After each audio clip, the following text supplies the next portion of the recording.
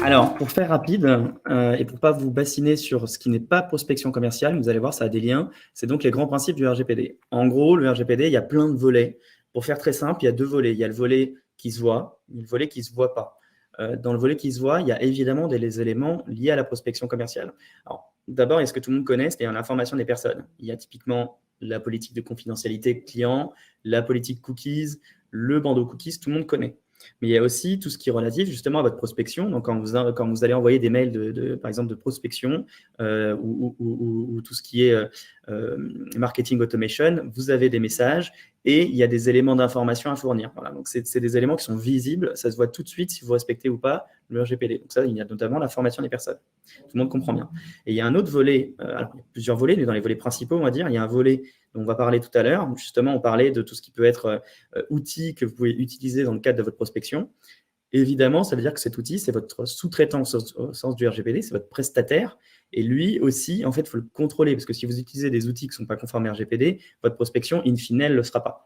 Donc, ça, c'est plutôt la phase qui est cachée dans tout ce qui est RGPD et prospection. Donc, en gros, on va dire information, et contrôler les prestataires techniques, c'est les deux gros volets. Et à côté, vous avez plusieurs éléments, donc les fameux registres, la fameuse durée de conservation, et il y a plein d'autres choses à mettre en œuvre pour le RGPD. Mais sur la prospection, c'est surtout question d'information, durée de conservation et prestataires techniques. Et on est d'accord que c'est pas non plus une montagne tout ça, c'est vraiment une base à mettre en place au début, mais il y a rien de. Enfin, à quel point c'est compliqué de mettre tout ça en place? Alors, par principe, il y a quand même pas mal de choses à faire. Donc, normalement, c'est censé être compliqué, long, etc. Néanmoins, c'est vrai qu'il y a quand même des moyens pour rendre ça beaucoup plus simple. Il ne faut pas en avoir peur. En fait, c'est effectivement au début, il y a plus un investissement de début, et puis après, c'est plus du maintien ou des mises à jour ou des évolutions. Donc, le gros du travail, il est après. Même si, par exemple, imaginons vous développez une application mobile ou une application tout court, il faudra s'assurer que cette application respecte le RGPD. Donc, si votre activité, c'est de développer un outil, par exemple, vous aurez des besoins à chaque fois que vous aurez des évolutions de votre outil. Voilà. Mais c'est vrai que le gros, il est toujours quand même plutôt au début. Il ne faut pas avoir peur du RGPD.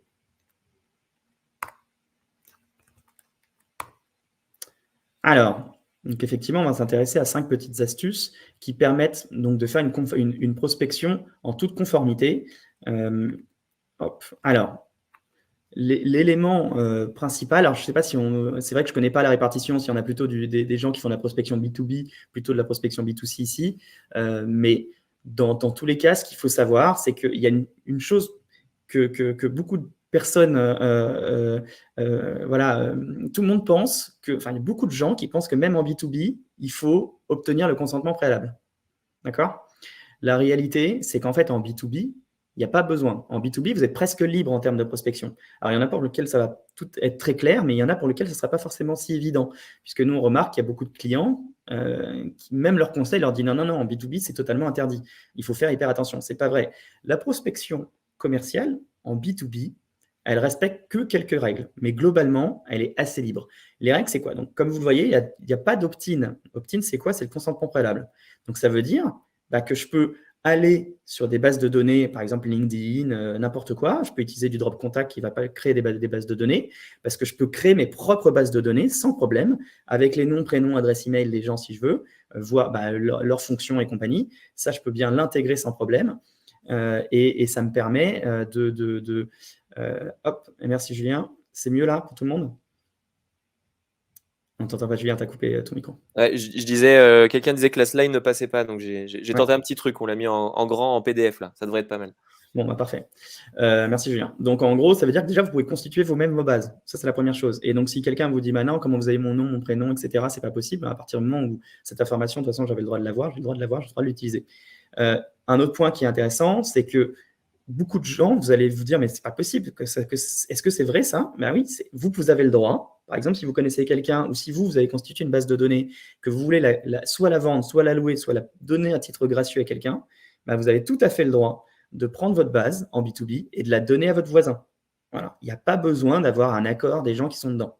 D'accord? Donc ça, c'est un point très important. Les seules conditions à respecter en B2B, c'est l'information des personnes, on en parlait tout à l'heure.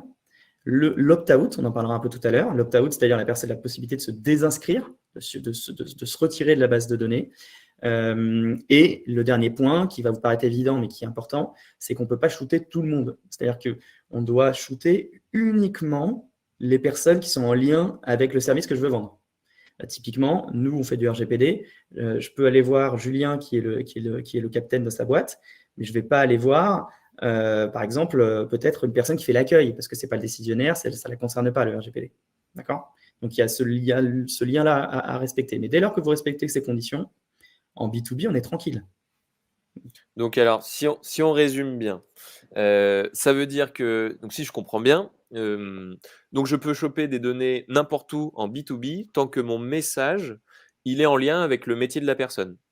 Si je Exactement. vends un logiciel RH, je peux contacter tous les RH du monde si j'arrive à trouver leurs données sur LinkedIn, sur Dropcontact, sur Leadjet, sur Machin. Je peux l'utiliser, il y a 0 blocage, c'est Il ça? y a 0 blocage, exactement. Alors, je parle bien en France, hein, mais il y a Ouais, ouais. effectivement 0 blocage. Donc, aucun risque là-dessus que vous soyez embêté dès lors que vous respectez après les conditions qui permettent de se désabonner, un bien informé des sources et respecter, démontrer, pour être en capacité de démontrer que vous respectez bien ces demandes d'opposition. OK. Donc ça veut dire que voilà et derrière, il faut utiliser des outils quand même, notamment en emailing, qui permettent aux gens de se désabonner. Alors, Hem, alors on verra juste après, mais effectivement, OK. non, mais ceci dit, vu que tu en parles là, autant le traiter maintenant. Et c'est un point important, effectivement, c'est que c'est la forme. Quelle forme doit prendre cette question de désabonner? Est-ce que c'est obligatoirement un bouton désabonnement? Nous, on nous a déjà reproché, par exemple, de faire de la prospection, on n'avait pas de bouton désabonnement. Mais en fait, c'est pas obligé d'avoir un bouton désabonnement. Ce qui est obligé, c'est de donner la possibilité à la personne de se retirer. Donc, par exemple, vous avez le droit de dire, comme vous recevez par texto, hein, envoyer stop à tel texto. Par exemple, je sais pas, au 04600, voilà. Ouais, Euh, ça peut prendre plein de formes, quoi. Ça Tant peut qu'on leur prendre plein laisse de la formes. possibilité de se désabonner. C'est ça. À partir du moment où la personne est informée qu'elle a cette possibilité et qu'elle peut le faire, peu importe la forme. Voilà, un bouton, autre chose, ça marche. OK. Bah, là, du coup, à titre d'exemple, je suis, aujourd'hui, j'interviens dans une école, bon, je la citerai pas du coup, et il y a les syndicats qui m'envoient tous les jours des infos syndicales dont j'en ai rien à faire, entre guillemets, et à chaque fois, je leur dis: «S'il vous plaît, désabonnez-moi, s'il vous plaît, désabonnez-moi», parce que je veux pas non plus les mettre en spam et ils me répondent jamais. En soi, ça, du coup, ils ont le droit de le faire, de conserver mes données parce que je fais partie des effectifs, tout ça? Ou ça reste, justement là, c'est pas en lien avec le RGPD? Si, si, alors c'est en lien avec le RGPD, mais donc pour que je comprenne bien, en gros, tu es dans une école, tu es sur une liste Je et suis dans cette intervenant. Je liste. suis intervenant dans Ah, tu cette es intervenant école dans une école, et en d'accord. tant qu'intervenant, les syndicats m'envoient OK. des informations d'un syndical dont je n'ai rien à faire. Ouais, ouais. Alors, oui, alors là, c'est quand même un peu différent. Normalement, ils peuvent pas utiliser ces bases, dans ce cadre-là, parce que là, en plus, on est dans un cadre syndicaliste, Ouais, donc c'est quand même un peu différent. En plus, pour le coup, normalement, non, surtout si toi, tu te désabonnes, déjà. S'ils ouais. respectent pas le principe, justement, que tu t'es désabonné et qu'ils ne respectent pas cet aspect-là, typiquement, là-dessus, ils sont parfaitement en faute, et il y a un problème. OK. Après, il y a même peut-être pour eux, hein, là, dans ce cas-là très précis, un problème parce que là, on est dans un cadre très syndical, Oui, oui. politique, donc il y a quand même des restrictions un peu Voilà, en supplémentaires. gros, c'est de la prospection. Ils essayent de me C'est prospecter de la en tant que prospection, membre tout à fait, de hein. trucs, mais Mais là, OK. on est quand même dans une catégorie qui est de structure qui est différente quand même. OK. Donc si on regarde les outils que tu as mis sur la droite là, Oui. LinkedIn, Pipedrive, Dropcontact, Leadjet, on peut rajouter, Wallaxy, Mmh, mmh, Casper et tout mmh. ça. Est-ce qu'ils sont tous conformes? On peut tous leur faire confiance en fermant les yeux ou il y a des petites limites? Alors, je peux parler vraiment pour ceux que je connais et que j'accompagne évidemment, hein, parce que Ouais. sinon parce que sinon j'ai pas vu ce qui se passe derrière. Bon, LinkedIn, il y a aucun sujet, Pipedrive, il y a pas de sujet. Dropcontact, j'en sais strictement rien, parce que c'est pas mon client. Je pense que ça a l'air, je crois que leur système paraît parfaitement conforme, hein, Mmh. mais comme je connais pas le parfaitement derrière, par rapport à ce qui est dit, ça semble parfaitement conforme. Et Leadjet, pour le coup, c'est notre client, donc j'ai envie de dire évidemment, ils sont parfaitement conformes. Là où il y a des questions, on en verra plus, on en parlera un peu plus en détail tout à l'heure, c'est plutôt certains outils, comme il y avait Call de CRM par exemple. En fait, ce qui peut poser problème, c'est comment eux collectent la data. Tu vois, Mmh. typiquement, Drop Contact, pourquoi il n'y a pas de problème normalement de conformité, c'est que en fait, ils vont pas aller chercher ils vont pas se créer des bases de données de manière un peu frauduleuse pour essayer de choper les numéros de téléphone, par exemple, sur des bases qui ont été vendues sur le darknet, parce qu'il y a des structures Mmh. qui font ça. Non, eux, de ce que je comprends, c'est qu'ils ont, en fait, ils font des sortes d'appels avec les serveurs, ils vont faire des combinaisons, et ça fait les appels. Et si ça marche, hop, c'est que cette combinaison marche. Donc ça, il n'y a pas de problème, c'est eux qui constituent le truc en fait. Par contre, apparemment, des structures, je ne vais pas les citer parce que je ne vais pas faire de délation, mais apparemment, il y a quand même eu aussi une émission sur Alice Le Sait là-dessus. C'est qu'il y a certains outils qui vont, eux, aller collecter la donnée de manière frauduleuse en amont. C'est-à-dire pour avoir la base de données, ils vont la choper donc sur le darknet et des bases de données qui ont été volées, liées à des piratages et compagnie. Et donc là, on voit bien que c'est d'abord l'acquisition qui est frauduleuse, avant même l'utilisation de prospection. Ok. Si moi j'ai le nom, je peux balancer? C'est pas toi qui le fais, mais moi, ça le fait ou ça ou pas? Ouais, ça le fait. Ok. Par exemple, tu parles d'un outil comme Casper? Alors, Casper, c'est possible, c'est ce qu'on m'a dit, mais je ne sais pas. Par contre, typiquement dans Elise Lucet, ça elle l'a dit, donc je peux le dire, c'était Call CRM, qui a Ouais. d'ailleurs disparu de la circulation Ok. depuis. Ok. Effectivement, donc la majorité de ces outils, comme Drop Contact, Casper ou autres, ils ont un fonctionnement. Alors, eux, ils gèrent souvent tout ça, enfin, surtout Casper, ils gèrent ça avec LinkedIn. C'est-à-dire que dans leur base de données, ils ont tous leurs clients. Et tous les clients, en fait, quand on est en contact avec une personne sur LinkedIn, des fois, le contact donne accès à son adresse email quand on va Mhm. dans les coordonnées de la personne. Et en fait, Casper va récolter toutes ces Mhm. adresses mail-là et les mettre en partage commun avec tout le monde sur LinkedIn. Donc, Et si c'est donc, ça, il n'y a pas de problème. voilà, donc ils ont cette première phase qui a l'air d'être conforme d'après toi, donc ça c'est cool. Et la deuxième, un peu comme Drop Contact, où ils vont, eh bien, donc premier truc, c'est ils ont une grosse base de données qui collecte au fur et à mesure, quoi, qui s'enrichit, mais qui est déjà donnée par les utilisateurs LinkedIn. Et la deuxième, c'est qu'ils vont effectivement générer eux-mêmes les adresses mail. Donc ils vont tenter prénom plus nom, arrobase nom de la boîte.com et ainsi de suite. Ils vont tester pas mal de choses. Et au bout d'un moment, ils arrivent à trouver la bonne adresse mail Mhm. et à nous la rendre publique. Mhm. Donc ça, tu dis, c'est totalement conforme. Quand on passe Alors, par c'est des outils comme ça, conforme, mais ça marche, attention, tout ce qu'on dit là, ça marche pour le B2B. exactement. Et s'il nous sort une adresse Wanadoo ou une adresse Orange ou une adresse Gmail, qu'est-ce qu'on fait alors, Raphaël? Et effectivement, bonne remarque. Si on est une adresse qui semble être une adresse personnelle, ben là, il faut être très vigilant parce que, alors, le truc, c'est qu'il peut y avoir des structures, notamment, il y a pas mal de restaurants, ce genre de choses, qui vont plutôt avoir des adresses email qui sont en fait des adresses email quasiment personnelles. Du moins, on ne peut pas faire la distinction. Donc là, il y a effectivement une difficulté, mais donc, ce qui est sûr, c'est qu'il y a certains outils. Alors, ce n'est pas le cas pour le coup de Drop Contact. Drop Contact ne prend que du B2B. Il y a certains outils qui font du mal à faire cette distinction, qui sortent aussi du B2C. Et là, il faut faire donc hyper gaffe parce que vous n'avez pas le droit normalement de prospecter comme ça sans consentement préalable. Donc, prospecter, avoir des bases de données dont une partie est B2C est dangereux. Ce qu'il faut normalement faire, c'est prendre sa base de données et supprimer, sauf si on est sûr que c'est bien une adresse professionnelle, même si elle ressemble à une adresse perso. Si on a un doute, il faut la supprimer de la base. D'accord. Donc genre un contact.paysagiste de vienne@wanadoo.fr, Alors là, ça c'est devrait le autre faire. chose. Et là, c'est encore autre chose parce que c'est pareil. Alors, tu t'empiètes sur mes slides, hein. Ah mince, pardon, pardon, pardon. Non, bah, si tu veux, on reste là-dessus. Alors, attends, on va juste terminer avec les. Au niveau des outils, là, il y a Grégory qui nous demande Ouais, est-ce qu'un outil comme Apollo.io serait conforme? J'ai un doute. Alors, je vais ouais. vérifier ce que fait Apollo.io. Alors, je les connais Donc, de nom, je les ai jamais ouais. encore essayés, mais il y a des moyens déjà pour se rendre compte s'ils sont conformes. Euh, donc, Apollo.io. Bah, ils font de la sales intelligence et tout ça. Bon, je pense qu'ils vont choper des bases de données. Tu vas pouvoir envoyer après, tu vas faire de la prospection intelligente, ça va faire des scénarios et tout ça. Mais à la base, bah, effectivement, en fait, il y a toujours cette question de d'où vient leur base de données originale, quoi. Et Il y a comment on ça. creuse ça alors? Tu Bah, poses la alors question ou ça, tu fais comment? il y a déjà bon, l'information qu'ils donnent, mais elle n'est pas forcément transparente. En fait, le problème, c'est qu'avec ce type d'outil, il y a une manière, on le verra après, qui est très facile de voir si la structure elle est conforme RGPD déjà, parce que en fait, dans la conformité RGPD, vous avez deux choses. Vous avez vraiment l'outil en tant que tel, c'est-à-dire par exemple, typiquement les outils de prospection, comment ils récupèrent la data, comment ils la conservent, comment ils la transfèrent, etc. Et il y a Mm. aussi l'aspect de la structure, c'est elle-même, est-ce qu'elle a bien par exemple, un outil de prospection est un outil qui est sous-traitant au sens du RGPD. Et en tant que sous-traitant, il a des obligations vis-à-vis de son client, même contractuelles.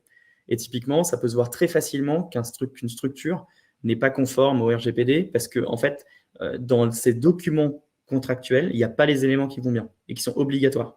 Donc déjà, ça met quand même un peu la puce à l'oreille parce que tu te dis si forcément la structure n'est pas conforme, pas sûr que leur outil le soit. Donc Ok. ça, pour Apollo, si vous voulez, on pourra, Grégory, si vous voulez, on pourra regarder nous après et on vous envoie un mail, on vous dira ce qu'on en pense. Ouais, bon, voilà, si vous avez des petits doutes sur des outils, n'hésitez pas à mettre tous les Non, outils, comme ça, à la fin, dans les questions-réponses, au pire, on essaiera d'aller sur les sites en live, de exactement. checker. Mais du coup, si je comprends bien, quels que soient les outils, on va d'abord regarder si l'outil en tant que tel est conforme RGPD, et après, on va essayer d'aller creuser un peu d'où vient sa base de données et autres. Parce C'est ça. De que toute façon, normalement, en fait, ce qu'il faut savoir, c'est que quand on utilise un outil, l'une des obligations que vous avez avec le RGPD, c'est de contrôler vos prestataires techniques. Et donc, normalement, vous devez vérifier quand vous utilisez un outil qui vise à traiter des datas comme ces outils-là, vous avez l'obligation de vérifier qu'ils sont conformes. Alors là, il y a deux options. Soit ils vous le disent, ils vous le mettent noir sur blanc, oui, je suis conforme. Donc, soit c'est vrai, tant mieux, soit c'est pas vrai. Et dans ce cas-là, ça veut dire que c'est un manquement contractuel. De toute façon, on peut le voir, comme je vous l'ai dit, en faisant des sortes de micro-audits, même en ligne, on voit s'il y a des anomalies qui ne sont pas normales ou pas. Ok, cool. J'en ai un autre, moi, en tête, donc c'est Wallaxy, qu'on Mm. utilise pas mal pour nos propres besoins ou pour le besoin des clients. Et c'est vrai que Wallaxy, ça permet de faire de la prospection sur LinkedIn, mais en tout cas, du coup, ils vont utiliser que les bases de données LinkedIn. Tout va passer par LinkedIn. Donc, est-ce que ça aussi, ce sont Si des ça outils passe qui par sont... LinkedIn, c'est bon. Parce que LinkedIn, en fait, c'est des bases de données publiques. Donc, en fait, c'est comme si, pareil, Wallaxy, je connais le nom, mais je n'ai jamais utilisé. Mais je vois très bien, enfin, si c'est ça, c'est comme si en fait, ça juste te facilite la vie, ça t'évite que tu fasses toi-même tes bases. C'est ça. Mais en fait, comme je le disais tout à l'heure, comme il n'y a pas d'opt-in et comme tu es en B2B, tu as le droit de te constituer tes bases comme tu le veux. Eux, si ça simplifie la chose, ça ne change rien. Ok, OK. top. Bon, bah nickel. Est-ce que tu peux passer au slide suivant? Ah ouais, bah tu peux en fait, tu peux avec les flèches, tu peux Tu peux passer au aussi? slide, non? Non, non?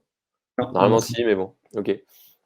Merci. Alors, le deuxième point qui va peut-être vous intéresser, c'est que depuis tout à l'heure, on vous parle donc de réglementation spécifique pour la prospection et du fait que en B2B, il y a plus de liberté qu'en B2C. Mais en fait, alors ça c'est vrai, mais il y a une autre chose qui va peut-être vous intéresser, c'est qu'en fait, on peut sortir du RGPD sur certains trucs. Typiquement, en fait, l'opt-in, donc le consentement préalable, il n'est applicable que pour les SMS et emails. C'est-à-dire que si vous envoyez des SMS ou si vous envoyez des emails de prospection, là, vous êtes obligé, normalement, surtout en B2C, donc obligé d'avoir l'opt-in. En B2B, vous faites un peu ce que vous voulez. Mais la réalité, c'est que même en B2C, l'opt-in ne s'applique pas pour le téléphone et la voie postale. Je m'explique. Vous voulez faire de la prospection, une campagne par voie postale, vous avez les adresses email, les adresses mail, les adresses postales, les noms, prénoms des personnes que vous voulez cibler, vous pouvez le faire sans problème. D'accord? Ça, c'est la première chose. Et la deuxième chose, c'est par voie téléphonique. Mais pourquoi plus personne n'a de téléphone fixe chez soi? C'est parce que en fait, vous passiez votre temps à recevoir des coups de téléphone de prospection commerciale. Pourquoi? Parce que pareil, il n'y a pas d'opt-in, il n'y a pas de consentement préalable. La seule chose qu'il faut savoir sur la prospection par téléphone, en B2C, hein, pas en B2B, c'est que vous devez normalement vérifier sur une liste qui s'appelle une liste Blocktel. Donc, vous devez vous inscrire, c'est gratuit. Vous avez là une liste de personnes qui se sont inscrites préalablement sur Blocktel. Et si votre cible, elle est inscrite sur Blocktel, vous n'avez pas le droit de la prospecter. Bon, on est Ok. d'accord que la majorité des gens qui prospectent, ils s'en fichent un peu, non? Ou c'est Alors bien oui, non, respecté? pas forcément. Alors, de moins en moins, c'est surtout Ok. que nous, on oublie de se mettre sur Blocktel, mais alors il y a quand même quelque chose normalement qui va changer, c'est que ça va peut-être être inversé bientôt. Il y a des règles, des réflexions là-dessus, sur le fait qu'en fait, tout le monde serait directement sur Blocktel et ça faudrait potentiellement se sortir. Donc ça changerait les choses. Ok. Il Mais y aura plus voilà, grand monde qui aimera il y se faire aura. prospecter. Bon, en tout cas, Non, si vous faites de la prospection téléphonique et si vous voulez pas vous faire aligner, si je comprends bien, il faut bien vérifier sur Blocktel que les téléphones que vous allez appeler ne soient pas déjà c'est bloqués, ça. quoi. Et s'ils ne sont pas dedans, vous pouvez évidemment les prospecter sans problème, dès lors que, bien sûr, on respecte les conditions dont on a parlé tout à l'heure, la possibilité de se désabonner, de se retirer de la base et compagnie. C'est pour ça qu'au Mhm. téléphone, on vous dit aussi si vous voulez plus d'informations sur le traitement de vos données, blablabla. Ok. Appuyez sur 2. Donc, tous ceux qui se font démarcher là pour les CPF et tout ça, n'hésitez pas à faire valoir vos droits hein, pour arrêter que les gens vous proposent, vous demandent vos codes de sécurité sociale au téléphone. Voilà, mettez-vous sur Blocktel. Mettez-vous sur Blocktel. Exactement. Alors, donc là, c'est lié à ce qu'on avait dit tout à l'heure par rapport aux prestataires. Donc, il y a différents types de prestataires. Et donc, comme je le disais, vous devez contrôler vos prestataires. Donc, c'est-à-dire que quand vous en utilisez un, normalement, vous devez veiller à ce qu'il soit conforme RGPD. Et donc ça, comment le savoir? C'est pas forcément simple quand on n'est pas expert, hein. Donc c'est vrai que voir, on peut pas trop le savoir. Donc on peut se baser que sur sur les promesses du prestataire. Donc il y a beaucoup de prestataires qui vont dire, bien sûr qu'on est RGPD compatible. Ils ne le sont pas forcément. Il y en a même beaucoup qui ne sont pas, voilà, qui ne le sont pas. Et donc il faut normalement vérifier ce point-là. Et dans la vérification, il y a notamment, si vous pouvez utiliser des prestataires qui sont situés aux États-Unis. D'accord. Vous pouvez avoir des outils. Il y a même du Calendly, par exemple, qu'on peut utiliser pour la prospection, tout ce type de choses. Eh bien, ces prestataires, les serveurs sont situés aux États-Unis. Concrètement, qu'est-ce que ça veut dire? C'est-à-dire que normalement, vous n'avez pas le droit de les utiliser. Parce que tout ce qui sort de l'Union européenne, normalement, est interdit dès lors qu'il y a un traitement, des données qui sortent, qui sont transférées de l'Union européenne vers les États-Unis. C'est interdit, normalement. Sauf si on conclut des contrats un peu spécifiques avec eux. Et donc, en fait, typiquement, là, j'ai pris Stripe, Crisp, mais je crois que Calendly, c'est pareil. Si vous voulez les utiliser, il faut conclure avec eux des contrats en ligne. Donc, c'est du DocuSign, ce genre de choses, hein. Mais il faut le faire, sinon, normalement, vous n'avez pas le droit. D'accord? Donc, ça, c'est la première chose. Sacré C'est-à-dire que boulot là. Ouais, Sacré taf du coup. Et donc ça veut dire que, par exemple, chez Pilotine, on a Crisp, on a Calendly, on les a à peu près tous. c'est ça. Il faudrait qu'on leur envoie à tous un doc à signer ou c'est eux, en général, ils ont déjà un truc prêt à l'emploi, ils ont l'habitude, je pense. Alors, il y a deux possibilités, hein. Il y a la possibilité, dans leur Terms and Conditions, tu as déjà le document qui va bien, qui tu n'as pas besoin, vu qu'il est valable, il est applicable dès lors que tu as une activité avec eux, tu n'as besoin de rien faire de plus. Par Ok. contre, tu en as qui t'imposent, pour que ça soit valable, de le signer avec eux. Donc ça, c'est vraiment des démarches à faire en ligne. Donc, Crisp, Stripe, c'est le cas. C'est typiquement le cas. Voilà. D'accord. Donc en Donc gros, ça, c'est des choses qu'on fera ensemble. ouais. Donc en gros, là, il faut les contacter manuellement, enfin les contacter C'est ça, et mais il y a en s'ils signent ligne, le truc. voilà. En ligne, il y a une procédure à suivre pour effectivement. Alors, ça prend 3-4 minutes par prestataire, Ouais, mais ouais, ouais. encore faut-il le faire. Parce que Non, sinon, comme on a dit, c'est pas forcément quelque chose de compliqué, mais faut le savoir, faut le faire, exactement. et derrière, moi, ça permet d'être hyper clean en cas de C'est ça, contrôle. C'est vrai que ces exactement. outils-là sont utilisés pour faire de la prospection. Par exemple, Crisp, je sais pas si vous connaissez, donc c'est un petit système de chat en ligne, donc qui permet de récolter les informations des gens qui passent sur le site. D'ailleurs, c'est vraiment bien. On sait où se trouve la personne, son adresse IP, on sait combien de pages elle a visité. Enfin, ça peut aller assez loin. Et puis après, quand il nous envoie le contact, il nous dit, bah là, je suis intéressé pour avoir telle ou telle info. On a toutes les données. Donc, pour que ce soit conforme, voilà, faudrait les contacter. Et Calendly, c'est un très bon outil aussi pour faire de la prise de rendez-vous en ligne. Et pareil, on récolte des données, hein, nom, prénom, adresse mail, téléphone, et ainsi de suite, quoi. Tout à fait. Et il faut savoir que nous-mêmes, on les utilise, hein. Pourtant, on est spécialiste RGPD. Donc, c'est pas que c'est. Comment dire? Il y a beaucoup de gens qui vont dire: ah non, non, non, États-Unis, c'est interdit. D'ailleurs, il y a beaucoup de gens qui disent: non, non, nous, on n'utilise aucun outil qui pourrait traiter des données aux États-Unis. En fait, c'est archi faux. Quasiment 80% des structures aujourd'hui, 90% des structures, elles utilisent des outils dont les serveurs sont aux États-Unis. C'est juste que maintenant, il faut pouvoir les utiliser de manière légale. Voilà. Donc, en gros, ce qu'il faut faire, on le disait tout à l'heure, il y a d'abord, est-ce que mon prestataire il est conforme ou pas? Qu'il soit en France ou ailleurs, hein. Ça, c'est la première chose. Ensuite, s'il n'est pas, pas en France, est-ce qu'il est conforme? Oui, mais maintenant, est-ce que j'ai des actions complémentaires à faire? Typiquement, signer des contrats, des contrats avec eux, etc. Et après, il y a des outils qui peuvent être considérés tout simplement comme illégaux. Et Google Analytics, depuis notre dernier webinaire avec Aïe, aïe, Julien, aïe. Ouais. il s'est passé quelque chose. Voilà, exactement. Aïe, aïe, aïe, oui. On était la veille, je crois, du truc, où C'est ça venait ça. d'être annoncé. Je sais plus ce qui s'est passé. Si, Je si, t'avais posé c'était la quelque question en chose disant, bon, et Analytics, ça pue ou pas? Tu dis, non, c'est bon, ça passe pour l'instant. Et puis, bam, le lendemain. C'est exactement ça. C'était exactement ça. Donc, dès le lendemain, donc pour ceux qui ne le savent pas, Google Analytics 3, donc le Google Analytics que vous utilisez sans aucun doute, est aujourd'hui illégal en France.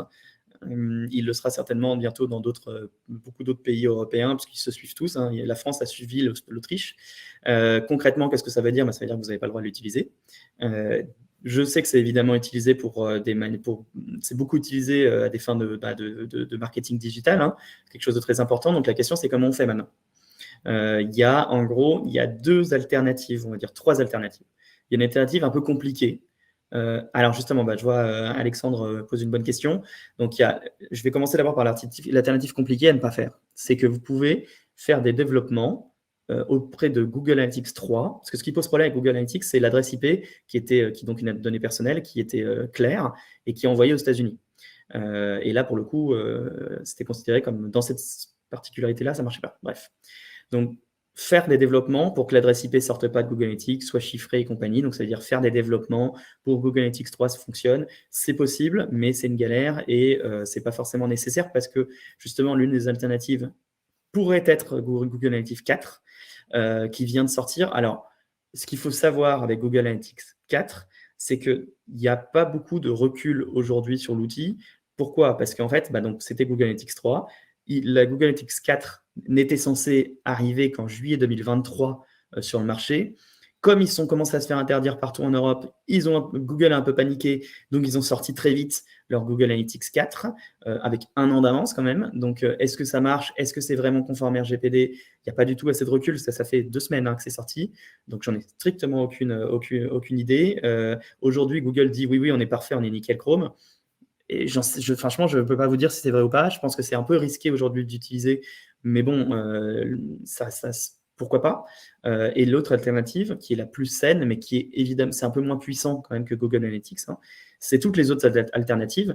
Notamment, il y a des alternatives qui ont été proposées par la CNIL, considérées par la CNIL comme étant vraiment des outils qui sont parfaitement conformes à RGPD, qui ne vous poseront pas de problème. Et donc là, il y a une liste, on pourrait vous donner la liste aussi, de tous ces outils de mesure d'audience fournis par la CNIL, le plus connu étant Matomo, et qui permet de trouver une alternative de manière parfaitement conforme. Ouais, alors pour en donner quelques informations complémentaires là-dessus, donc passer à Google Analytics 4, ça sera ce qui sera peut-être le plus simple en termes de temps.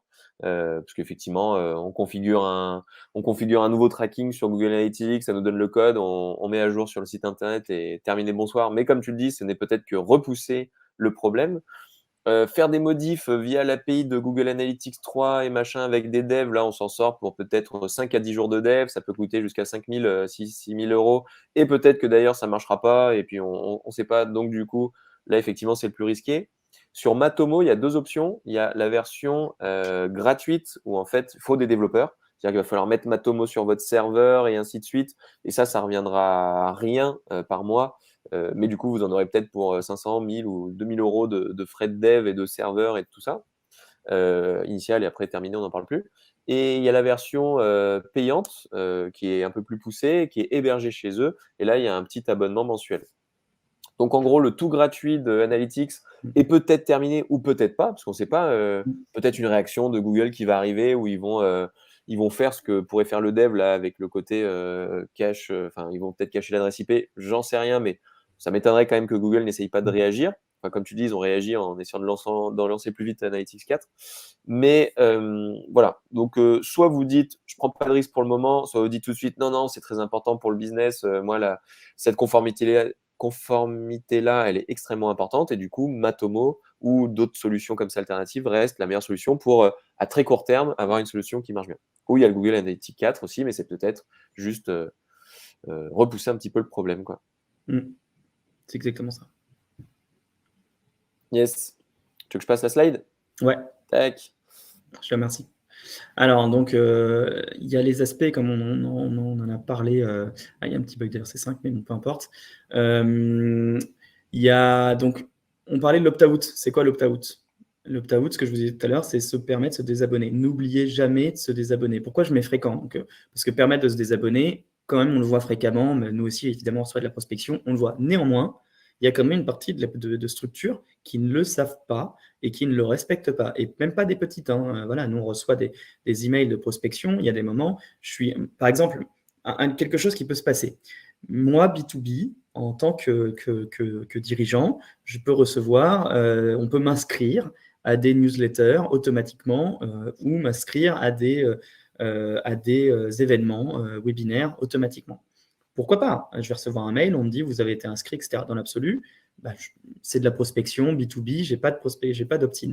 Par contre, après, ça m'est arrivé d'être invité à ce genre de choses où je peux nulle part me désinscrire. D'accord? Et donc là, évidemment, il y a un vrai problème, et pourtant c'était un gros truc. Donc là, on est presque tenté d'aller faire une plainte auprès de la CNIL, parce que c'est très facile en plus aujourd'hui de faire une plainte CNIL là-dessus, c'est très bien fait en ligne. Et ça, voilà. Donc n'oubliez pas de bien mettre la possibilité de se désabonner, de se retirer de la base. Comme on l'a dit tout à l'heure, la forme importe peu, mais il faut le faire. Ouais. Bon, alors quand même, le but, c'est de simplifier un peu la vie de vos prospects, je pense. Donc, d'utiliser des outils du marché comme Sendingblue, HubSpot, ActiveCampaign, Pledzi, ou je sais pas, tous les outils qui permettent de faire de Mailjet, Mailchimp, où il y a le petit bouton pour se désabonner tout de suite, ça reste quand même le nec plus ultra parce qu'on facilite la vie de ces Bien sûr. gens-là. Parce que sinon, honnêtement, vous faites quand même largement, pas limite insulter, enfin, parfois. Parce que vu que si vous rendez trop compliqué en fait cette tâche-là, soit ils vont vous mettre en spam, donc du coup c'est pas bon pour votre délivrabilité, soit bah, vous allez vous faire insulter, donc c'est pas bon pour le moral, et puis ça prend du temps aussi. Par exemple, moi j'en connais un, bon, je balance, hein, ça s'appelle OnePlace. Je balance parce qu'il me saoule. Ça s'appelle OnePlace, je crois, One Event. Et en fait, il propose genre des luxury meetings ou toujours des salons en lien avec le luxe. Et toujours, j'ai jamais compris d'ailleurs, parce que leurs mails sont pas ouf. Mais en tout cas, je me suis désabonné. Il y a le bouton, hein, mais je pense qu'il marche pas parce que je me suis désabonné genre 1 500 000 fois. J'ai envoyé des mails pour dire désabonnez-moi, j'ai mis en spam, et ils sont trop forts, quoi. Ils sont trop forts, ils arrivent toujours à revenir dans la boîte mail. Donc honnêtement, j'ai pas compris leur secret. Soit ils ont 150 adresses mail différentes, je sais pas comment ils font, mais ils reviennent toujours, toujours, toujours. Donc voilà, si vous voulez vous inspirer, en tout cas, c'est des bons exemples. Donc ça s'appelle OnePlay, je crois. Ils sont très forts pour revenir en permanence, mais du coup, d'un point de vue mental, ils doivent se faire défoncer en permanence toute la journée. Ça ne va pas être très agréable, mais c'est le phénix, quoi. Ils reviennent en permanence. Donc, je pense éviter quand même d'aller dans cet extrême-là et essayer d'utiliser des outils du marché où le bouton des inscriptions marche vraiment. Ça vous simplifiera quand même un petit peu la vie, quoi. Oui, et puis en plus, on se met quand même en danger hein, quand on fait ça, parce que les gens aiment de moins en moins la prospection. Donc là, le One Place, typiquement, ce que je te disais, hein, Julien, au bout d'un moment, c'est d'en as marre, tu as le droit de porter plainte auprès de la CNIL, c'est gratuit, c'est hyper simple en ligne. Il y en a de plus en plus qui le font. Hein. Si la CNIL commence à recevoir 1, 2, 3, 4 plaintes sur ce sujet, forcément, elle va être un peu embêtée. Et là, il faut démontrer qu'on fait bien les choses, ce qui n'était pas le cas. Et là, ça va être un peu le. Voilà, Ouais. ça va faire mal. Mais ils sont très connus pour faire. Je viens de les retaper dans mon truc. Ils m'ont envoyé un mail le 17 janvier, 19 janvier, 26 janvier. C'est abusé, quoi. Tout le temps. Tout le temps, c'est ouf. Bah, tu sais quoi faire, tu sais quoi faire. Ouais. Alors un point qui va moins vous plaire, parce que personne ne le fait, mais normalement il faut le faire, c'est informer des sources. Et oui, le RGPD vous impose normalement, si vous avez créé des bases de données sans que la personne soit au courant, qu'elle était au courant ni d'Ève ni d'Adam de comment vous avez eu ces données, vous devez normalement dans le mail, donc à la fin, enfin dans l'email que vous allez envoyer de prospection, à la fin, vous devez avoir une micro-mention qui informe sur les traitements et qui donne les sources. Donc typiquement, nous, ce qu'on fait, par exemple, c'est qu'on dit, on traite vos données pour faire de la prospection commerciale. Pour plus d'informations, allez cliquer ici. Ça mène sur notre politique de confidentialité où il y a toutes les informations qui vont bien. Mais à côté, on dit, on peut avoir vos informations de différentes sources, hein, parce qu'évidemment, on ne va pas s'amuser à faire l'email, enfin le footer qui va bien par mail, par source. Mais en gros, on va dire, on peut les avoir par LinkedIn, par des bases de données publiques, via des webinaires. Voilà, on explique à peu près les 4, 5, 6 sources. Comme ça, c'est pareil, ça permet, déjà c'est obligé. Et en fait, ça permet justement d'avoir moins d'emails un peu méchants qui peuvent tomber après en réponse de la part des personnes, parce qu'elles comprennent comment vous avez pu avoir les infos. Comment c'est bien possible que je sois là? Ouais, et petit retour d'expérience, honnêtement, au tout début où je me chauffais à faire tout ce qui est cold emailing, donc c'est-à-dire je récoltais des données un peu partout. Honnêtement, moi je faisais le bourrin, j'allais sur les sites de la chambre de commerce. Sur le site de la chambre de commerce, je crois qu'avant on pouvait encore scraper ça. On faisait passer un petit robot qui récoltait toutes les adresses email des gens. Ça faisait une belle base de données de 10 000 personnes, par exemple à Lyon. On envoyait notre mail. Mais vu que souvent on faisait un mail en disant bonjour, je m'appelle Julien, je fais des sites internet et tout, est-ce que ça t'intéresse? Bah, en fait, c'est juste que c'est trop bourrin. En Mm. gros, ce qui fait que vous vous faites insulter, c'est quand vous êtes trop violent dans votre démarche commerciale, quand c'est pas fin, quand il est nul en fait votre message. Et plus votre mail sera pourri, plus il sera commercial et moins il apportera de l'information à forte valeur ajoutée, plus vous vous ferez tacler. Donc c'est vrai que dans les bases de la prospection digitale pour qu'en plus elle soit compatible RGPD, c'est d'avoir un message très qualitatif avec une cible très qualitative. Si vous êtes sur une base de données qui date d'il y a 10 ans et qui n'a pas été mise à jour et que vous envoyez un message tout pourri dessus, c'est là où vous vous ferez démonter comme jamais. Et ça nous est arrivé quand on faisait n'importe quoi. Et, euh, et du coup, en travaillant bien votre message, c'est là où en général on se fait pas tacler, quoi. Ah, On c'est pourra juste. revenir là-dedans derrière. Après, ça pourrait être intéressant. Je vais essayer de réexpliquer un peu tout ce qu'on fait, nous, d'un point de vue prospection digitale, pour en inspirer certains s'ils le souhaitent. Et comme ça, tu pourras me valider à chaque fois qu'on est bon ou là, ça sent pas bon. Ça roule. Et alors, pour les durées de conservation, juste un dernier point, petite durée de conservation pour que vous preniez. Alors, c'est en B2C ce que je dis là, parce qu'en B2B, bah, vu que de toute façon, je peux collecter les données autant que je veux, bah, tant que moi, on m'a pas dit, OK, arrête de me prospecter, notamment via l'opt-out, bah, je peux continuer à prospecter ad vitam aeternam, d'accord. Par contre, en B2C, c'est pas pareil. B2C, j'ai réussi à choper l'information, donc via un webinaire, via un formulaire de contact, via de la publicité, peu importe. J'ai réussi à choper le prospect qui est qualifié maintenant. À partir de là, j'ai le droit de lui envoyer de la prospection commerciale pendant 3 ans à côté du dernier contact, sauf si c'est opposé, bien sûr. Mais ce que je veux dire, c'est que si il ne vous a plus jamais contacté, après 3 ans, vous devez normalement le retirer de votre base, le mettre dans une base qui… En fait, il ne faut pas le supprimer automatiquement. Il faut le mettre dans une autre base qui va dire, OK, lui, je lui ai prospecté pendant 3 ans, j'ai plus le droit. C'est une base de personnes où on n'a plus le droit de prospecter. Mmh. Ouais, c'est très intéressant ça. Alors déjà, il y a beaucoup de gens qui s'auto-sabotent, vu qu'on avait entendu parler de 1 an, 2 ans, 3 ans, je sais pas quoi. Donc il y en a beaucoup en fait qui ils suppriment tous leurs contacts alors qu'on est en B2B.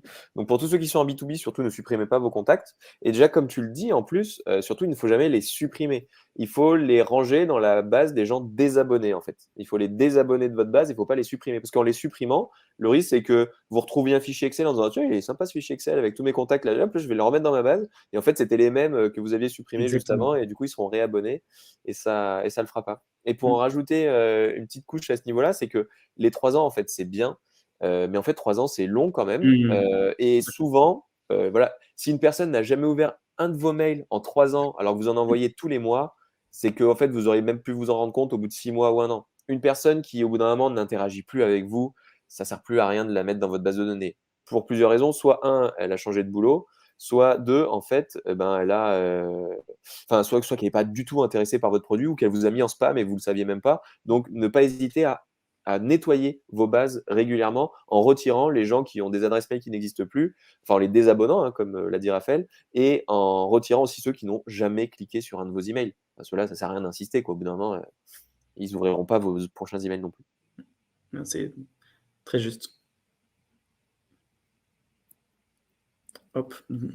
Donc, quelques petits éléments pour profiter. Alors, il faut savoir aujourd'hui que le RGPD, c'est devenu un élément, vraiment un avantage concurrentiel. C'est-à-dire qu'il y a énormément de structures, notamment de startups aujourd'hui, qui misent là-dessus. Pourquoi? Parce que typiquement, en fait, c'est vraiment, il y a un prisme qui a changé en France. C'est-à-dire que quand moi j'ai commencé, j'étais en M2 de droit des nouvelles techno. C'était il y a 10 ans, on me disait qu'est-ce que tu vas faire des données personnelles? J'ai rien à cacher, je vois pas le sujet, je vois pas à quoi ça sert. On voit bien que déjà les choses ont changé. C'est-à-dire qu'aujourd'hui, plus personne vous dirait ça. Tout le monde vous dira ah oui, les données personnelles c'est hyper important, blablabla. Ça a quand même énormément changé. Et donc en fait, aujourd'hui, c'est devenu un argument de vente. On le voit d'ailleurs, il y a eu un sondage donc en IFOP en 2021 qui est assez parlant, hein, qui montre que des personnes, si elles apprennent qu'un service n'est pas conforme à RGPD, elles peuvent quitter ce prestataire ou ne pas l'utiliser. Et il y a vraiment un sujet par rapport au transfert de données, notamment vers les États-Unis ou les Chines. Donc ça, c'est quand même quelque chose de très important à savoir. Et ce qui fait qu'aujourd'hui, beaucoup de structures donc, se lancent là-dessus. Et un dernier point à savoir, enfin 2 derniers points à savoir qui sont importants, c'est que la CNIL fait des rapports d'activité pour expliquer ce qu'elle va faire pendant la nouvelle année. Et là, pour 2022, dans son rapport d'activité, elle a dit qu'elle allait clairement taper sur les questions de prospection commerciale. Donc elle a dit, ça veut dire que les outils doivent faire attention, et ça veut dire que les personnes qui prospectent doivent faire attention. Bon, soyons propres alors. Exactement, parce que ça va être son cheval de bataille cette année. Et voilà, c'est déjà pas mal. Un petit point qui peut vous intéresser, pareil, pour ne pas perdre de lead bêtement, c'est que, et ça c'est une croyance aussi qui peut exister, c'est la fameuse case à cocher dans les formulaires de contact. Alors si vous voyez un peu, donc là c'était une page de l'équipe, où vous voyez, je vais m'inscrire à l'équipe, je vais payer, je vais bénéficier du service de l'équipe, et pourtant on me demande de recevoir les newsletters de l'équipe. Et bien ça c'est une erreur de la part de l'équipe, et c'est pas les seuls à faire ça. Puisque, en fait, tout à l'heure, je vous ai dit, même en B2C, effectivement, il y a un opt-in. Donc ça, c'est vrai, normalement. C'est-à-dire que je dois avoir normalement le consentement préalable pour prospecter même en B2C, B2B, en B2C. La réalité, c'est qu'il y a quand même des exceptions. Et c'est-à-dire que si j'ai bénéficié du service en amont, bah, on n'a pas besoin de me demander mon accord pour me prospecter. Là, ça veut dire quoi concrètement? Là, je m'inscris à l'équipe, je bénéficie du service de l'équipe, donc l'équipe n'a pas besoin de me demander mon accord pour m'inscrire à sa newsletter. Ok? Donc, ça veut dire qu'il pourrait enlever cette case à cocher, envoyer de la prospection commerciale et après, toujours permettre aux gens de se désabonner, par contre. Mais donc, concrètement, ça veut dire que là, les personnes perdent, l'équipe perd des leads puisqu'ils demandent aux gens de cocher et les gens, évidemment, ne cochent pas. Voilà. Donc, ça, c'est important. Alors ça, c'est par rapport à ce qu'on disait tout à l'heure. Je vais revenir sur le 5 tout de suite. C'est par rapport à ce que tu dis, la question que tu posais, Julien, sur justement les emails génériques. Tu disais, si j'ai contact at, je sais pas, boulangerie, tu vois où, c'était en fait une adresse mail générique, ce dont tu me parlais à l'époque. C'est-à-dire que Exactement. et voilà. Et en fait, les adresses mail génériques, c'est pas du RGPD. Ça sort du RGPD. Il n'y a pas de RGPD qui C'est s'applique. considéré comme B2C du coup. C'est même considéré comme ni l'un ni l'autre parce qu'en fait, c'est pas une donnée personnelle. Tout simplement. Parce qu'une Donc on donnée s'en fout personnelle. alors, c'est ça? Donc, en fait, normalement, tu as le droit de shooter comme un porc en contact sur les contacts génériques. Et normalement, on peut pas te dire supprimez-moi de la base. C'est une base c'est une adresse qui est générique. Et donc, parce que pour que tout le monde comprenne bien, le RGPD, ça s'applique aux données personnelles. Une donnée personnelle, ça peut être une donnée personnelle au niveau professionnel. Ça peut être mon adresse mail professionnelle. Par exemple, raphaël@dpo.com, OK, c'est mon adresse pro, mais c'est bien une adresse perso parce qu'on me reconnaît. Mais une adresse, par exemple, contact@dpo.com, adresse générique, ça ne représente personne.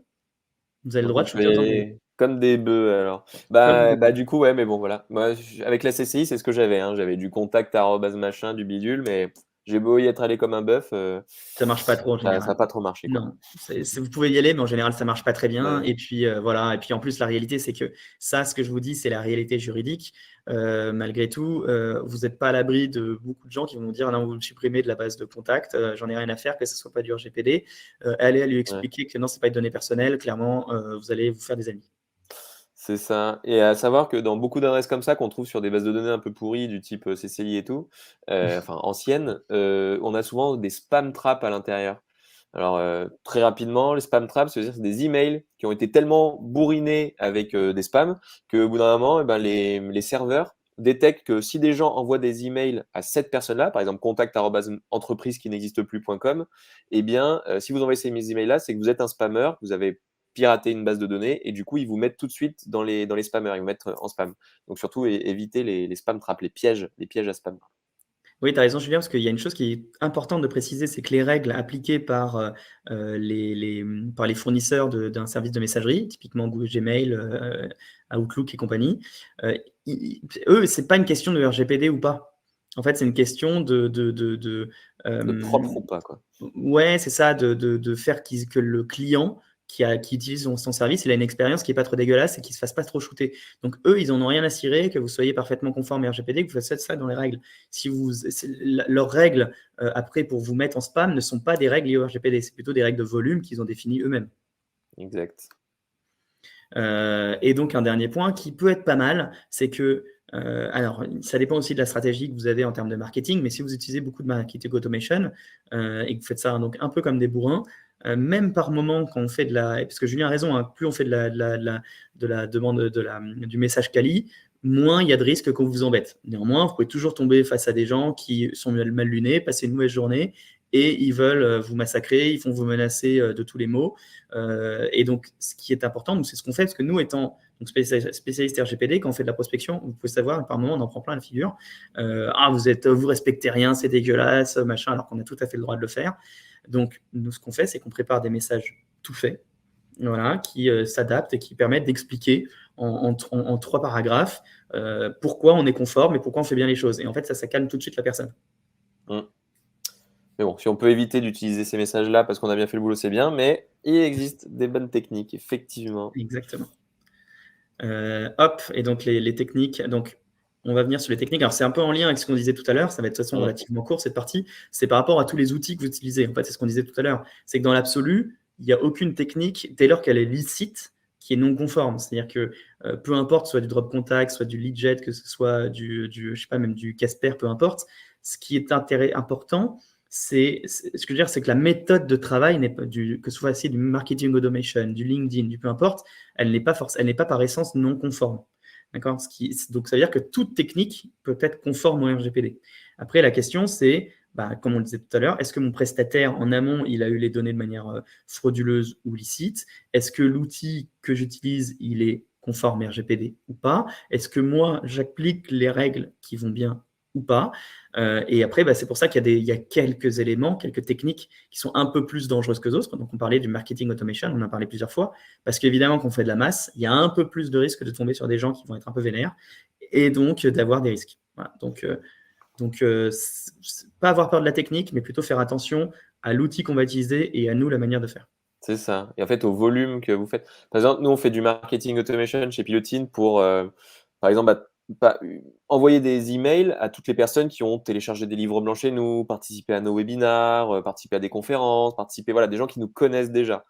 Et à un moment, on avait utilisé cet outil de marketing automation aussi en le remplissant de bases de données que nous ne connaissions pas, que j'avais trouvé à la CCI, à machin, un bidule. Donc, comme Raphaël vous l'a dit, vous pouvez entre partenaires vous filer les bases de données. Donc là, ça peut être encore plus intéressant. Imaginons, nous, on fait des sites, on a un partenaire qui fait du référencement naturel. Et on peut partager nos bases de données. Et comme ça, moi, je vais proposer mes prestations de sites. Mais honnêtement, pour que ça marche, il faut plutôt que je sois dans le conseil. Donc, je vais plutôt leur donner 2-3 astuces pour optimiser leur site, des choses comme ça. Je vais être vraiment dans du conseil, dans du cadeau, dans du livre blanc. Je vais essayer d'être utile, en fait, et pas de leur vendre quelque chose. Mais quoi qu'il en soit, utiliser une base de données d'un partenaire sera beaucoup plus intéressant que d'utiliser une base de données que vous trouvez à gauche ou à droite. Donc, effectivement, l'important, c'est la qualité de votre cible et la qualité de votre message, quelle que soit la technique. Boum. Donc là, on va parler juste de ce qui existe un peu sur le marché pour se mettre en conformité. Alors, vous avez en gros, on va dire donc trois types d'acteurs. Vous avez tout ce qui est logiciel métier, DPO, donc il y en a plein, du Data Legal Drive, du Dastra, du Datae, du MyDPO, il y en a plein. Ils font tous la même chose globalement. C'est pour pouvoir vous permettre de faire un registre en ligne. C'est plutôt un outil métier. C'est même pas plutôt, c'est un outil métier. C'est-à-dire que si vous ne connaissez rien, vous ne pouvez pas l'utiliser de toute manière et vous ne pouvez pas vous mettre en conformité parce qu'eux, ils sont responsables de rien. Donc, c'est plutôt un outil nous, on va plutôt être leur cible, par exemple, en tant que DPO. Ils vont nous donner cet outil qui nous permet, dans le cadre de notre activité, de faire les choses bien. D'accord ? Donc, il y a ça. Donc, ça veut dire que ça, c'est quelque chose qui est utilisable seulement si vous avez un véritable expert en interne. Parce que si ce n'est pas le cas, vous ne savez pas si vous faites les choses bien ou pas. Il y a les cabinets de DPO externalisés. Donc, nous, notamment, c'est ça. Voilà, donc, c'est des sortes de pure players. On fait que ça, on fait que du RGPD. On est DPO externalisé et on met en conformité les structures de A à Z. Voilà, et on les accompagne après au quotidien. Les DPO internes, c'est-à-dire d'avoir un spécialiste RGPD au sein de la structure, c'est en train de se perdre, c'est en train de disparaître même au sein des de grands groupes. Ah ouais, ça pue le vent en poupe, ça ? Ça a plus trop, de moins en moins. Pour donner un ordre d'idée, nous, on accompagne plus de 70 structures. Et en fait, on y arrive très bien. Donc, tu vois, on n'a pas besoin, et pourtant, on a des grands groupes aussi. Et c'est des gens qui, à la base, avaient peut-être internalisé, qui se sont dit, pour être plus efficace, on va commencer à soutenir. C'est vrai qu'au début, on pensait tous, pareil, on s'auto-contraignait, on pensait tous qu'il fallait internaliser quelqu'un, qu'il ait la moitié de son temps dédié à ça et tout, mais en fait, non. Et en fait, non, c'est ça. Donc, nous, mais c'est juste ce que tu dis, hein, c'est qu'il y a même les grandes sociétés maintenant se rendent compte de ce phénomène. Donc, c'est de moins en moins utilisé parce que ça coûte cher, parce que la personne, elle n'est pas forcément bien écoutée. C'est plus simple quand c'est externalisé, etc. C'est plus simple. Voilà. Et c'est pas cœur de métier, quoi. C'est une fonction support, pas cœur de métier.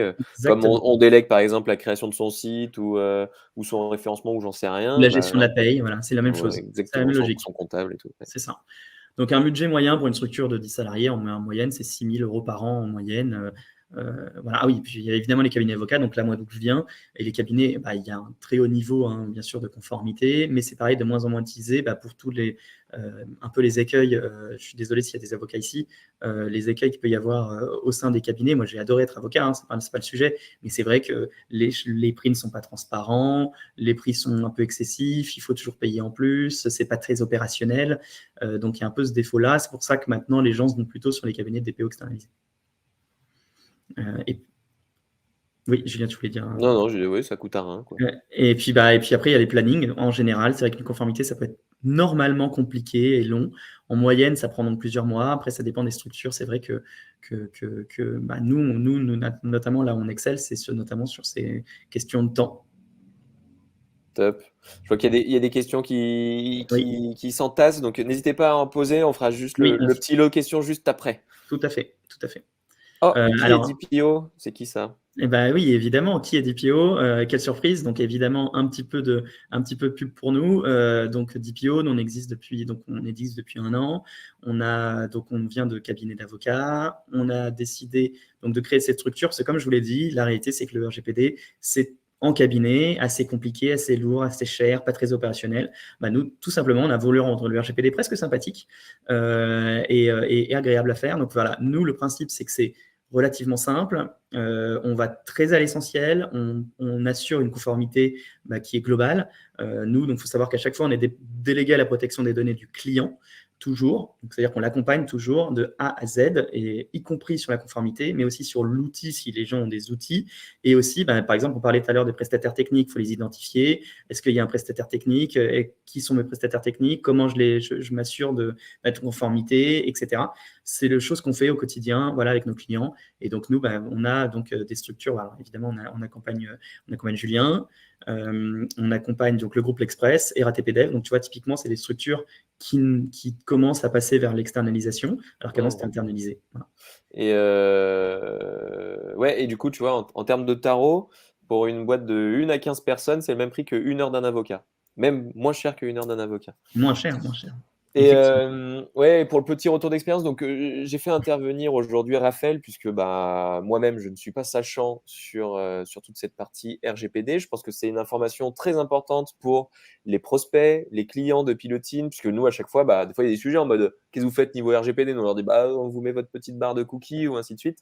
Donc du coup, c'est un petit peu dépassant. Donc nous, par exemple, en tant qu'agence, on a souhaité se faire accompagner par DPO, par Raphaël et toute son équipe, pour justement déjà être beaucoup plus crédible aux yeux de ces clients-là et d'avoir une vraie réponse. Parce que maintenant, quand les clients nous challengent sur des sujets RGPD, au moins on a notre fameux DPO externalisé qui peut intervenir et nous filer un coup de main pour l'argument commercial ou pour je ne sais quoi, mais en tout cas pour rassurer la personne d'un point de vue conformité, qui va permettre de faire un petit audit dans la boîte. Et j'avoue, tu disais à un moment, vous êtes, je sais plus, comme tu disais, vous êtes sympa ou je sais plus quoi. Et c'est vrai que c'est bien fait. Vous avez toute une succession de phases pour le truc. C'est pas genre un mode on bloque 4 mois, on fait que ça et tout ça. Ça se fait quand même dans la douceur, c'est pas mal. Donc c'est pas si contraignant que ça. Et du coup, de fait d'avoir l'accompagnement, on gagne énormément de temps. Et voilà, donc je voulais te faire intervenir aujourd'hui afin de rassurer les gens aussi sur le fait que d'un point de vue prospection commerciale, en fait, le RGPD n'est pas si contraignant que ça. Il y a plein de choses à faire. Par contre, il y a des petits garde-fous à mettre en place. Mais une fois qu'on a ces garde-fous et qu'on s'est assuré qu'on faisait du bon taf, on peut y aller comme des porcs, comme des bœufs. On a dit plein de termes qui fonctionnaient bien. Mais comme on l'a vu aussi, d'y aller comme ça, c'est pas forcément la meilleure technique à chaque fois. Donc, en tout cas, un grand merci. D'ailleurs, si des gens sont intéressés pour taffer avec DPO, je crois que Raphaël s'est engagé à m'offrir une bouteille de champagne si je lui trouvais un client. Il ne me l'a pas promis, mais maintenant que je l'ai dit en public, il est obligé. Donc, si vous voulez passer par eux, n'hésitez pas. Et on est le 1er avril. Hein. Ah merde, et voilà, c'était le 1er avril. Zut, alors, je me suis fait avoir, bien vu.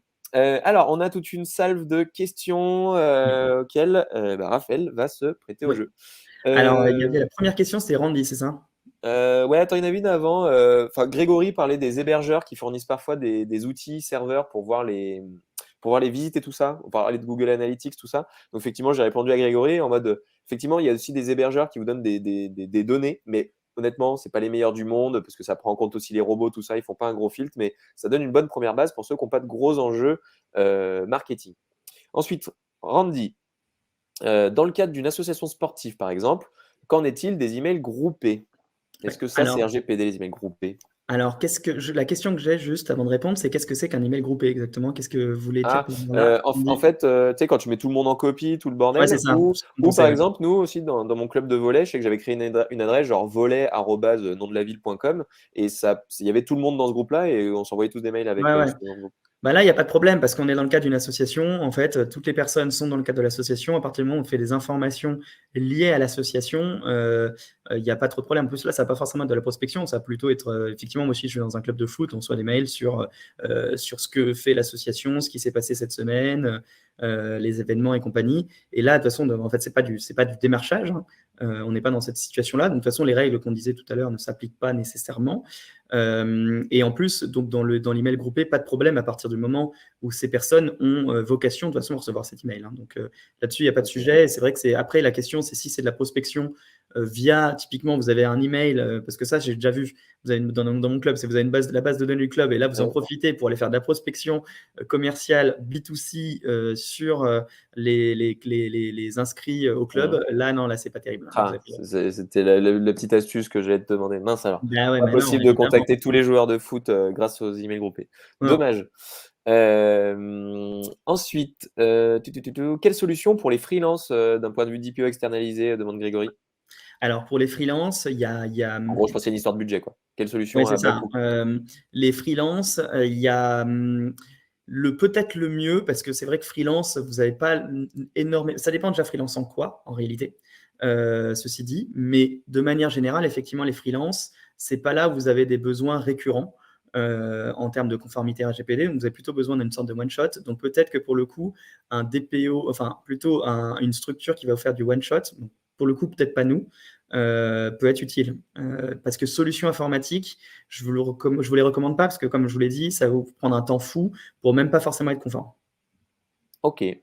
Alexandre nous demande… Ça peut être un avocat, hein, juste pour répondre. Ah non, sinon, je sais qu'il y a un truc pas mal aussi, ça peut être du captain contrat ou ce genre de truc.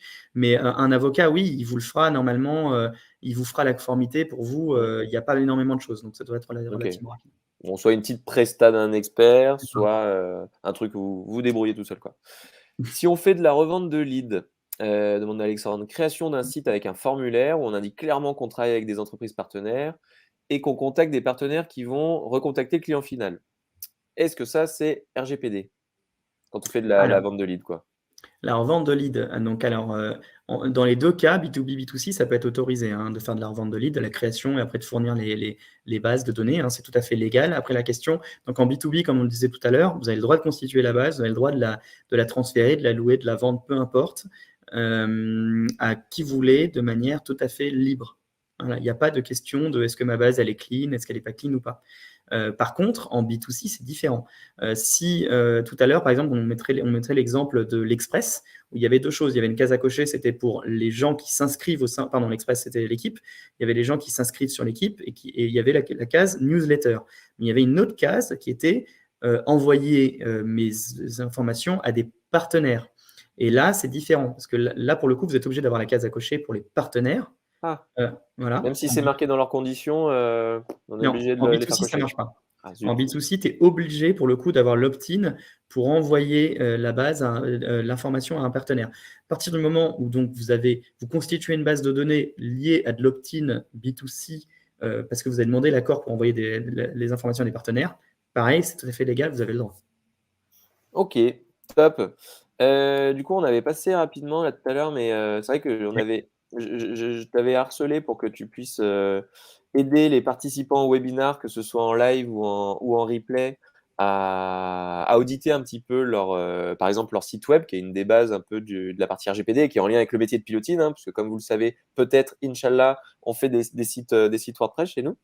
Donc du coup, je vous ai mis le lien dans le chat. En passant par ce lien, là, dpo.com/rgpd-gratuitement, eh bien, vous pouvez profiter d'un audit gratuit de l'optimisation RGPD du site, on dit comme ça?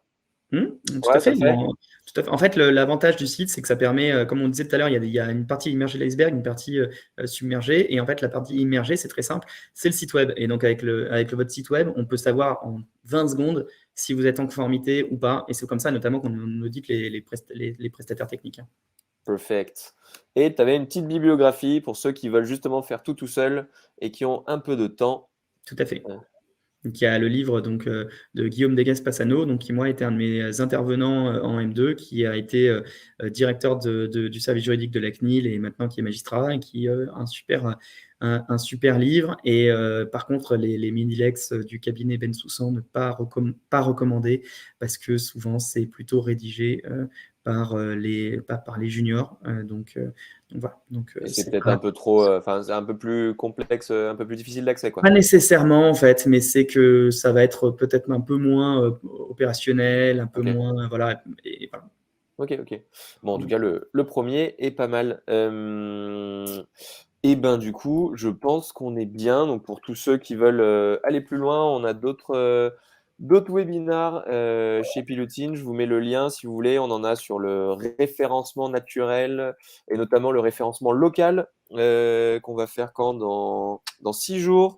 Ça va parler de référencement et de Google Ads, de création de sites WordPress, de génération de leads via les réseaux sociaux, de marketing automation, de tout ce que vous voulez. Si vous voulez aller un petit peu plus loin sur les techniques digitales. Et puis sinon, eh ben, j'ai plus qu'à remercier Raphaël. Un grand merci, Raphaël, Merci pour à tout toi. ton transfert, ta transmission d'expertise et de connaissances sur le sujet du RGPD. Parce que même si ça existe là quand même depuis, ça fait quoi? Ça fait 2 ans, 3 ans qu'on en parle, même plus, non? Ça fait Et combien de 4 temps? ans.